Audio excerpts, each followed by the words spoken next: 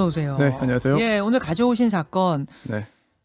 충격적인 사건이고 도대체 이거 뭐야 싶었던 사건이에요. 네. 한 남성이 세 모녀를 한꺼번에 살해하고 스스로 자해한 그 사건이죠. 네, 서울 노원구 새 모녀 피살 사건인데요. 네. 굉장히 끔찍해요. 네. 또 그뿐만 아니라 이 사건을 살펴보면 여러 아쉬운 지점들이 있거든요.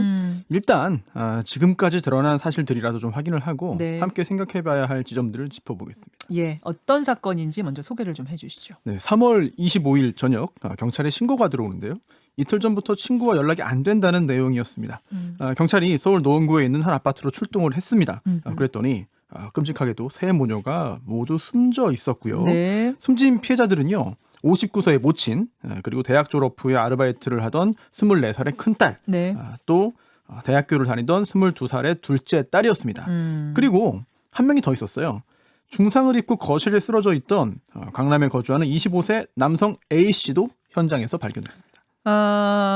59세 모친, 그다음에 대학 졸업하고 아르바이트 하던 큰딸, 대학생 둘째 딸, 그리고 25세 남성. 네, 25세 남성이 그 세 여성을 살해한 거죠? 그렇습니다. 처음에는 이 남성도 의식이 없었거든요. 예. 그런데 병원으로 옮겨서 치료받으면서 의식을 회복했습니다. 그리고 자백을 하는데요. 일단 이렇게 말합니다. 큰딸이 나를 만나주지 않아서 범행을 저질렀다. 그 아르바이트 하던 그 큰딸. 네. 경찰에 따르면은요. 이 A씨는 여기서 발견되기 이틀 전인 3월 23일 오후에 이 아파트를 찾아가서 네. 당시 혼자 있던 여동생에게 언니 친구다 이렇게 얘기를 하고 집 안으로 들어가서 여동생을 살해합니다. 그리고 계속해서 집 안에서 기다리고 있다가 살해하고 나서 기다렸어요? 그렇죠. 밤 10시 30분쯤에 그때 어머니가 귀가하니까 또 어머니도 살해하고 또 계속 집 안에 있다가 1시간 뒤에 그제서 이제 큰딸이 귀가하니까 큰딸까지 살해합니다. 경찰은요. 국과수로부터 세 사람의 사이는 모두 목 부위의 자상, 그러니까 찔린 상처죠.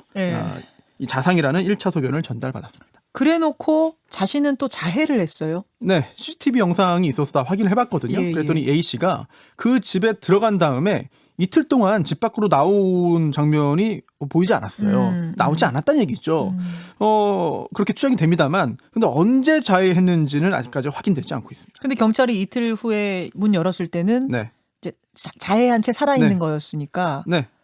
이틀 동안 그렇게 그냥 상처 낸 다음에 끙끙 앓고 있었을 것 같진 않고. 네, 왜냐하면 수술을 받은 다음에 이제 생명에 지장이 없는 것으로 알려졌거든요. 네네. 네, 그렇기 때문에 언제 자해했는지에 대해서는 추가적인 조사가 필요할 것으로 보이고, 체포영장이 발부됐습니다만 아직 치료 중이기 때문에 집행은 되지 않았고요. 경찰은 이루진의 의견을 반영해서 조사 일정을 조율 중입니다. 네. 그리고 현장에서 A 씨의 휴대전화기를 이제 발견했기 때문에 이제 디지털 포렌식을 진행을 했고요. 네. 또 A 씨의 집에 대한 압수수색도 이루어졌어요. 그래서 여기서 또 한 대의 휴대전화기도 발견했는데 사건 연관성 발견되면 이 역시 포렌식 대상으로 보입니다. 자, 여기까지가 지금 사건의 진행 상황입니다. 도대체 왜 그랬느냐? 범행 동기가 궁금한데. 네, 사실 이게 굉장히 중요한 부분이기도 합니다. 이 한 명이 세 모녀를 하루에 끔찍하게 살해했는데 도대체 왜 이런 일이 발생했는가를 알아야 되거든요. 첫 보도는 뭐였냐면 헤어진 남자친구다, 네. 전 남자친구다 이렇게 보도가 됐었는데 맞습니까? 사실이 아닌 것으로 드러나고 있습니다.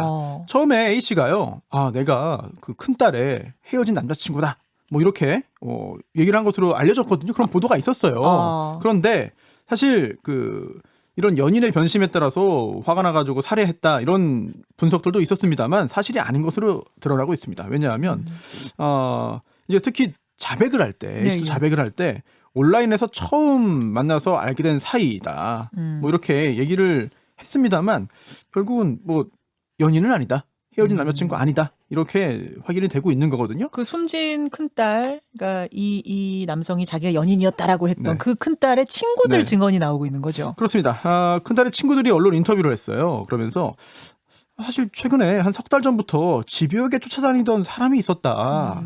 아파트 동호수를 알려준 적도 없는데 집 앞에 찾아왔고 또 어떻게 하면 안 올 거냐고 이제 빌면서 얘기할 정도로 힘들어했다. 그 숨진 친구가. 네, 또 무서워서 집에 갈 때마다 이제 비행 돌아서 가기도 했다. 돌아서 갔다. 이런 이야기를 친구들이 했고요.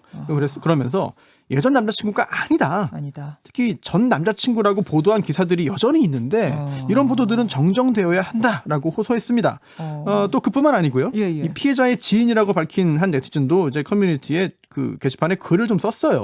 그러면서 이 피의자 A 씨와 숨진 큰딸이 뭐 알고 지내긴 했지만 절대 연인이 아니다. 라면서요. 오히려 이 A 씨가 비정상적으로 집착을 하자 이제 큰딸이 부담감을 느껴서 네. 더 이상 연락하지 말아라. 이렇게 정중히 부탁을 했고 또 그 후에 전화번호까지 바꿨는데 전화번호도 바꿨다고요? 네. 그러다 보니까 이제 앙심을 품고 이번 일을 계획한 것 같다라는 글을 적었거든요. 이제 또 피해자 본인도 지인들에게 집에 갈 때마다 돌아서 간다. 아파트 1층에서 다가오는 검은 패딩. 피의자가 자꾸 다른 번호로 연락하고 욕을 했다라는 이야기를 했다고 전해집니다. 그 친구와 이 숨진 큰딸이 나눈 카카오톡 같은 것들이 지금 증거로 계속 보도가 되고 있더라고요. 그렇습니다. 그럼 피해자의 이제 지인들 얘기는 공통적으로 스토킹 당한 거다. 이런 얘기네요. 그렇습니다. 좀 전에 말씀드린 그런 대화 내용들, 메시지 내용들을 통해서도 이제 확인이 가능한 거고요. 특히 이제 그 지인들에게 보낸 메시지들 있잖아요. 이거 보면 혹시라도 연락 오면 알려달라. 뭐 너무 간절하다. 이런 메시지들을 이게 그 A 씨가 보낸 거예요. 즉 그 A 씨가 이 피해자와 큰딸과 연락하기 위해서 여기저기 수소문을 합니다. 그리고 연락을 해서 뭐 전화번호도 바꾸고 피하기도 하고 있으니까 연락이 어느 정도 안 됐겠죠. 그러니까 그 지인들에게 혹시라도 연락이 되면 나에게 알려달라. 너무 간절하다. 이런 메시지들을 보냈거든요. 이거는 뭐 전형적인 그런 스토킹 행위 등으로 볼 수 있겠죠. 그렇죠. 피해자가 원하지 않는데 계속 접근하고 연락하고 이러면 스토킹이에요. 그게 스토킹인 거예요. 네, 사실 뭐 경찰이 아직 확인 중이라고 밝히긴 했습니다만, 왜냐하면 아직 A 씨가 이제 현재 치료 중이니까 본격적인 조사가 이루어지지는 못했죠. 하지만 여러 정황을 보면 이제 심각한 스토킹이 있었던 것으로 보여요. 특히 몇몇 온라인 커뮤니티에 떠도는 이야기들이 있거든요. 이 A 씨가 이 피해자 집 주소를 어디 사는지 알아내기 위해서 그 일대를 다 뒤졌다. 뭐 이런 이야기들. 그리고 또 온라인 게임이 이 사건의 배경이다. 이런 주장들 아직 정확하게 확인되진 않았습니다만 앞으로 수사를 통해서 이런 정황도 확인을 하고 또 정확한 범행 동기도 다시 한번 확인을 해야겠죠. 지금 신상 공개해라. 그러니까 그 남성 A 씨 신상 공개하라는 청원도 올라왔던데요. 그렇습니다. 이제 청와대 국민청원 게시판에도요. 이 가해자인 20대 남성 신상 공개 촉구한다라는 제목의 청원글이 올라왔고 3일 만에 20만 명이 동의를 했어요. 그래요? 네, 그래서 관계자의 답변을 들을 수 있게 된 건데 특정강력범죄 처벌에 관한 특례법이 있죠. 여기에 그 신상 공개 요건이 있습니다. 그래서 살인이니까 이제 범행 수단이 잔인하고 또 중대한 피해가 발생한 강력범죄 사건에 포함될 것으로 보이고 그리고 또 이미 자백을 했기 때문에 뭐 피의자가 범행을 했다는 그런 충분한 증거도 존재하는 것으로 보입니다. 다만 또 다른 요건이 있는데 국민의 알 권리 보장, 재범 방지, 범죄 예방 등 오로지 공공의 이익을 위해 필요한 상황이냐 이 관건일 텐데요.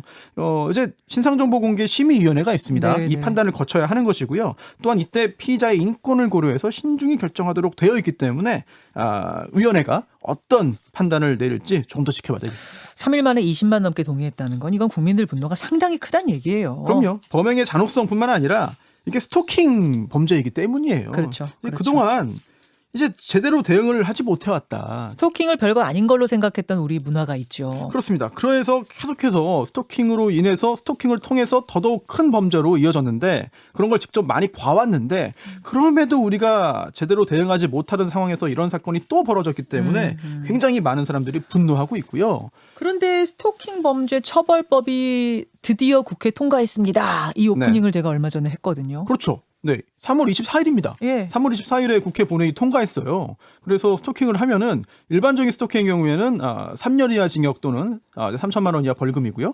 흉기나 위험한 물건을 휴대에 이용할 경우에는 5년 이하 징역 또는 5천만 원 이하 벌금이에요. 그럼 이번 이 남성 A 씨 스토킹인 거 확정되면 여기 처벌에 해당되는 거예요? 사실 뭐 살인이기 때문에 뭐 이 스토킹 처벌법이 없어도 강한 처벌을 받겠지만, 물론 그렇겠지만 이 법이 국회 본회의 통과해서 공포는 됐는데요. 공포 이후 6개월이 지나서 시행됩니다. 그래서 9월 시행 예정이에요. 아하. 따라서 이 법이 시행되기 전에 행한 행위가 되는 거죠. 아, 그럼 이 사람은 물론 살인이 끔찍한 범죄니까 뭐 네. 최고형 받겠지만 거기에 스토킹이라는 죄명을 넣을 수는 없는 거예요. 그렇습니다. 어. 네. 그리고 우리가 꼭 법도 중요합니다만 사회 인식도 중요한 것 같거든요. 네, 네.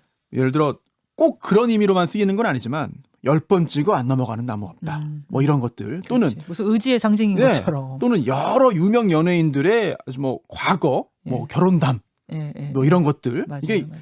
뭐 잘못된 인식을 주고 있어요. 이런 사회 분위기도 좀 문제가 있는 것 같고요. 네, 네. 뭐 뮤지컬 배우 겸 가수인 배다혜 씨라든지 네. 아니면 프로바둑 교사 조혜연 구단이라든지 구단은 저 여기서 인터뷰도 했어요. 네. 조영 구단은. 예. 매우 심각한 스토킹 피해를 받았고 네. 이게 더 무서운 거는 이 피해가 언제 다시 이어질지 몰라요. 평생 불안하다 그러시더라고요. 그럼요. 이게 평생. 아무리 뭐 징역형 벌금형 받는다 하더라도 출소 후에 또 저지르면 피해를 입을 수밖에 없어요. 그럼 이제는 강력범죄까지 가기 전에 스토킹 단계에서 네. 강하게 처벌하고 제재할 수 있는 근거가 생겼다고 보면 돼요. 네, 그렇습니다. 그게 의미가 있는 것이죠. 물론 9월부터 시행이 됩니다만 이런 스토킹 처벌법을 통해서 더 무서운 범죄로 이어지기 전에 그래도 좀 차단할 수 있지 않겠느냐. 근데 좀 아쉬운 부분도 있다면서요. 그렇습니다. 이게 일단 일반적인 스토킹 범죄의 경우에는 반의사 불벌죄예요. 예. 그래서 보복이 두려워서 억지로 합의해 주는 경우가 있지 않겠느냐. 아. 합의하면 처벌 안 되거든요. 아. 네, 그리고 또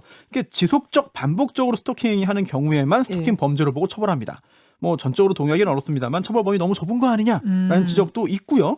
또 긴급 응급 조치를 위반했을 때 뭐 접근 금지를 비롯한 이게 과태료에 그치거든요. 이런 부분들에 대한 문제 제기가 있습니다. 예. 노원 세모녀 살인 사건 워낙 끔찍한 사건입니다. 수사가 진행되면 저희가 여기서 더 알려드릴 걸 약속드리면서 손수호 변호사 고생하셨습니다. 고맙습니다. 김현정의 뉴스쇼는 청취자 여러분의 참여로 이루어집니다. 트위터, 페이스북, 레인보우 게시판, 그리고 단문 50원, 장문 100원의 유료 문자 샵 1212, 우물정 1212 통해 참여하실 수 있습니다. 김현정의 뉴스쇼, 여러분과 함께 만듭니다.